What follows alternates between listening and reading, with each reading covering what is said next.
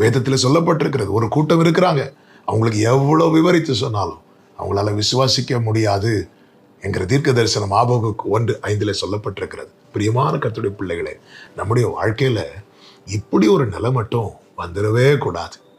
ஏன் தெரியுமா? விசுவாசம் இல்லாமல் தேவனுக்கு பிரியமா இருப்பது கூடாத காரியம். எனக்குள்ள விசுவாசம் கம்ப்ளீட்டா இல்லைன்னு வைங்களேன், தேவனுக்கு பிரியமானவன் என்கிற நிலையிலிருந்து நான் வெளியே வந்து விடுகிறேன். அப்படி நான் வெளியே வரேன்னா என்னால என் பயணத்தை தொடர முடியாது. வேதம் சொல்லுகிறது, வனாந்திரத்தில் அநேகர் அழிந்து போனார்கள் என்று. காரணம் என்ன தெரியுமா? அவர்கள் தேவனுக்கு பிரியமாய் இருக்கவில்லை, விசுவாசத்தை விட்டு விட்டார்கள். மோசே, ஆரோன் நிறைய சொல்லி பார்க்குறாங்க, காலேபு யோசுவாவும் சொல்லி பார்க்குறாங்க. ஜனங்கள் எதையுமே கேட்பதாக இல்லை, எவ்வளோ விவரித்து சொல்லுகிறார்கள். ஆனாலும் அவர்கள் எல்லாரும் தேவனை விட்டு பின்வாங்கி மீண்டும் எகிப்துக்கு போக தான் பார்த்தார்கள். இதனால் என்ன ஆனது தெரியுமா? அவர்களுக்கு வாக்குத்தத்தம் பண்ணின இளைப்பாறுதல் இல்லை, அவர்களால பிரவேசிக்க கூடாமற் போயிட்டு அவர்கள் தேவனுக்கு பிரியமானவர்கள் என்கிற நிலையிலிருந்து வெளியே வந்து விட்டார்கள். காரணம், விசுவாசம் அவர்களை விட்டு எடுபட்டு போய்விட்டது. விசுவாசம் அவர்களுக்குள்ளே இல்லாமல் போய்விட்டது.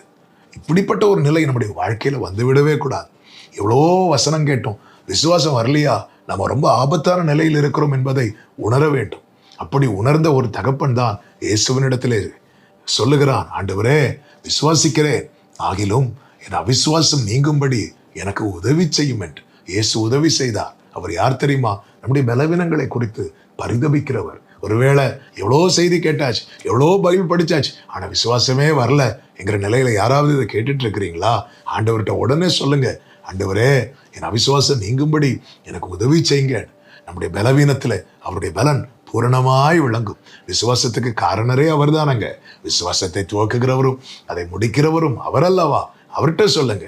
ஆமென். இப்படிப்பட்ட நிலையில் தொடராதபடிக்கு ஜாக்கிரதையாய் எச்சரிக்கையாய் இருப்போம். கர்த்தர் நம்மை விசுவாசத்துல வேரூன்றி வளர கிருபை செய்வாராக.